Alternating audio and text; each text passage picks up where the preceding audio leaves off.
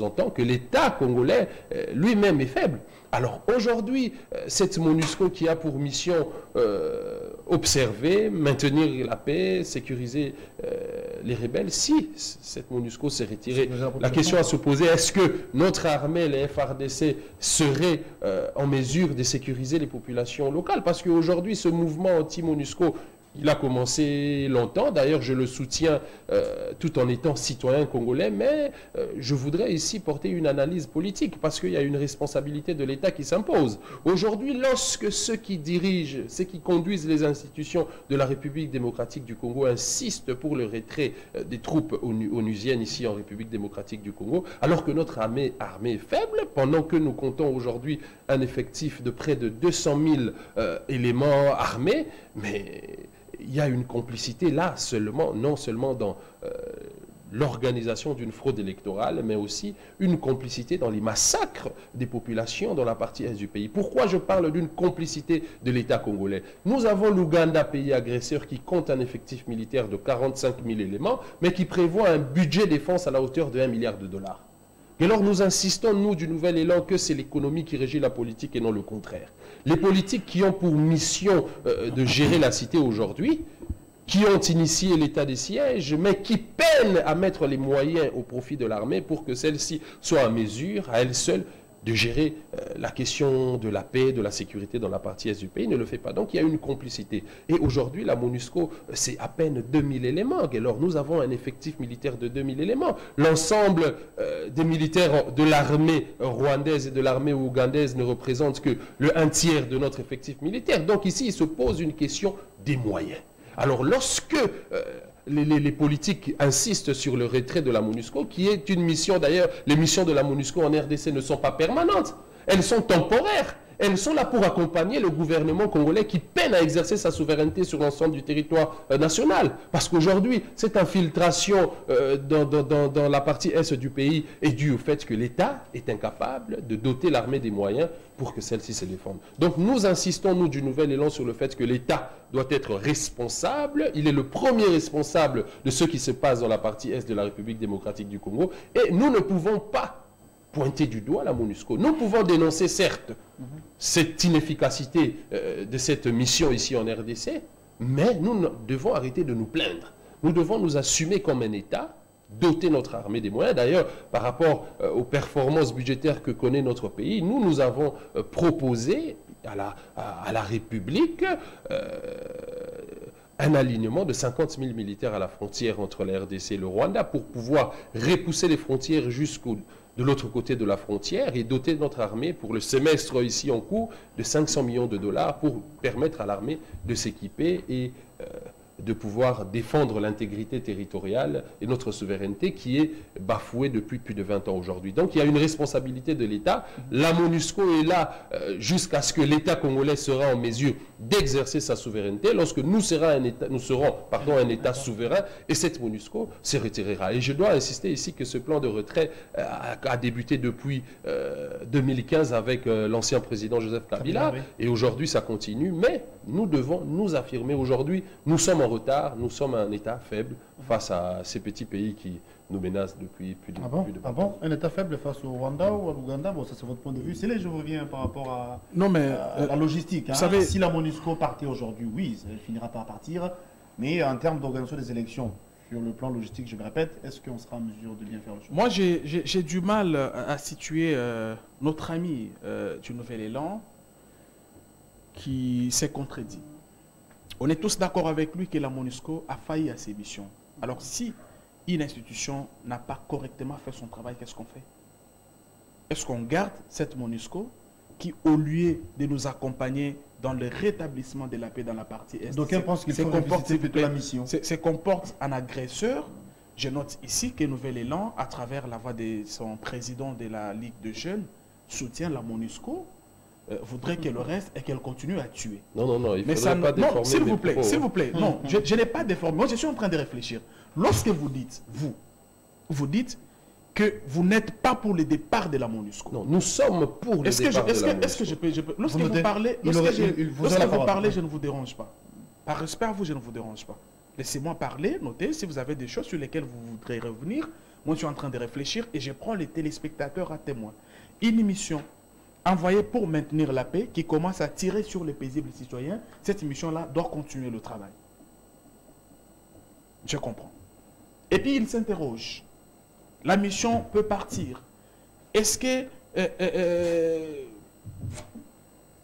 le départ de la MONUSCO va contribuer au retour de la paix? Est-ce que ceux qui nous dirigent ont assez de moyens pour l'armée? Mais ça, c'est une question importante. Mais cette question, vous avez été au gouvernement. Vous avez alloué combien à l'armée? Vous avez alloué combien à l'armée? Parce que quand vous regardez les budgets alloués à l'armée pendant votre gouvernance, parce que je rappelle ici que vous étiez Premier ministre, quand je dis vous, ce n'est pas vous, c'est votre parti, c'est votre leader, il était Premier ministre.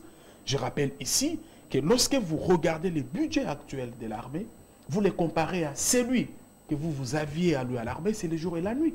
Ça veut dire qu'aujourd'hui, il y a non seulement la volonté de faire, mais à côté de la volonté, il y a les actes qui sont posés. Ce n'est pas pour rien qu'aujourd'hui, nous parlons de cette loi sur la programmation.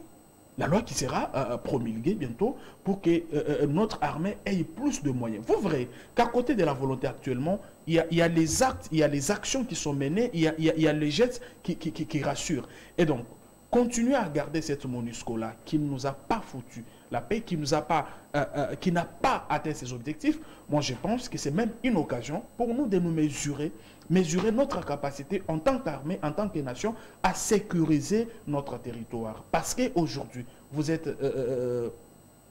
sans ignorer que le travail diplomatique fait par le président Tshisekedi a payé le travail.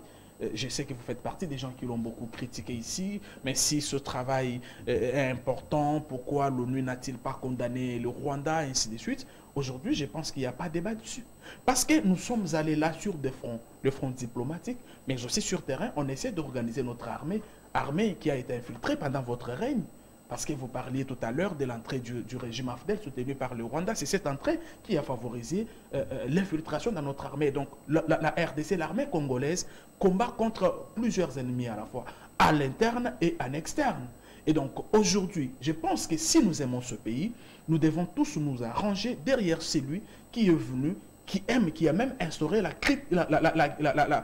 culture des sanctions dans notre armée qui n'existait pas. Aujourd'hui, vous savez que quand un responsable de l'armée se comporte mal, j'ai fait ici allusion aux gens qui ont voulu jouer avec les fonds alloués à l'état des sièges. Vous savez qu'il y en a qui ont voulu détourner la sorte de certains militaires qui ont été mis aux arrêts. Ça, c'est des choses auxquelles on n'a pas assisté. Qu'est-ce que je vais dire aux Congolais? Au Congo, maintenant, il y a un nouveau vent qui souffle, le vent du développement, le vent d'abord de l'amour du pays. Parce que ce Congo a souffert d'un problème, c'est que plus d'une fois, il a été géré par les gens qui ne l'aimaient pas. Pourquoi? Parce que la plupart venaient par devoir. Vous avez évoqué tout à l'heure le fait que le Rwanda avait soutenu l'entrée de l'AFDEL. En politique, il n'y a rien pour rien, mon cher frère. Vous pensez que quand un Rwanda soutient l'avènement d'un régime à la tête d'un État, le Rwanda n'attend rien? Mais c'est les différents accords signés entre les groupes armés et le gouvernement, c'était pendant votre règne. En fait, s'il y a des gens dans ce pays qui doivent s'éteindre à jamais, c'est vous. J'ai toujours dit ça. C'est vous parce que vous n'avez pas de recettes. J'ai entendu que vous avez voulu faire de votre leader, président, candidat. Il viendra pour faire quoi? Il viendra pour faire quoi? Lui fait partie. En fait, Bangona Bamoïse Katumbi, c'est des gens qui ne peuvent en aucun cas diriger ce pays. Ils n'ont plus d'offres. Ils ont montré leur vous avez, maintenant, d'une autre manière, vous avez parlé de cette diplomatie agissante. Oui. Vous avez dit qu'aujourd'hui, on ne peut plus faire, on peut plus mettre le point de vue par rapport à ça. Déjà, il y a un rapport qui venait d'être publié au niveau des Nations Unies, attestant, confirmant que le Rwanda soutient le M23, mais en son temps, la Mouka citait déjà le Rwanda, ce n'était pas entendu dans cette oreille au sein de l'Union sacrée. Donc non, je ne sais pas. Et mon cher ami, vous savez, vous êtes journaliste. En communication, chaque institution a sa façon de communiquer. La manière dont la population communique, ne demandez pas au gouvernement de communiquer de la même façon, parce que le gouvernement, lorsqu'un officiel prend parole, il y a des choses qu'il ne peut pas dire au nom, n'est-ce pas, du respect de certains instruments juridiques internationaux qui nous régissent. Et donc, aujourd'hui, nous réjouissons parce que nous avons plaidé notre cause et ça a toujours été notre combat. Nous, on n'est pas partisans de voir des solutions qui viennent d'ailleurs, nous ne sommes pas partisans. C'est pourquoi on avait dit que nous, on défend notre cause. mais que le travail diplomatique s'efface de manière à ce que les organismes internationaux dansent, exhibent le même pas des danses que nous. Aujourd'hui, ces choses faites. Mais le fait que ça soit au-delà de ça, nous continuons à entretenir de bonnes sûr, relations diplomatiques avec le Rwanda parce que son ambassadeur non, je vous dis, non, est toujours à Kinshasa. En tout cas, là, vous me rejoignez. J'ai dit que les institutions étatiques ont une manière, ont des procédures, ont des limites lorsqu'il s'agit des actes à prendre, des décisions à prendre. Ça va aller, c'est un processus. Mais aujourd'hui, vous regardez ce qui a été dit dans les communiqués de Nairobi. Vous revenez, parce qu'à Nairobi, on a fait accepter à M. Kagame que c'était lui le véritable parrain du M23. Chose qu'il n'avait pas acceptée par le passé. Ça, c'est le travail diplomatique. Mais vous verrez qu'on est resté cohérent au nom de l'amour de la patrie. C'est-à-dire ce qui s'est dit à Nairobi, ce qui s'est dit en Angola récemment, c'est ce qui a été dit aujourd'hui par l'ONU. Et donc, nous sommes restés cohérents au nom de l'amour patriotique parce que nous pensons que le Congo doit être indivisible et nous avons besoin des gens qui aiment le Congo, pas les gens qui souffrent le froid et le chaud parce qu'au service des impérialistes. Alors, Joël, vous avez suivi justement l'intervention de Sélé qui dit clairement que vous étiez aux affaires. Vous étiez à la tête du gouvernement en son temps, vous qui êtes Nouvel-Élan. La plupart des accords avec les groupes armés. Vous voulez donner quelles leçons? Vous voulez qu'on puisse équiper l'armée alors que pendant que vous étiez encore aux affaires, merci. Vous n'avez pas fait quelque chose. Je suis en train de faire une critique évolutive. Nous sommes un parti politique. Nous sommes dans le cadre de notre résistance, nous nous opposons à ce régime du fait qu'il est issu de la fraude.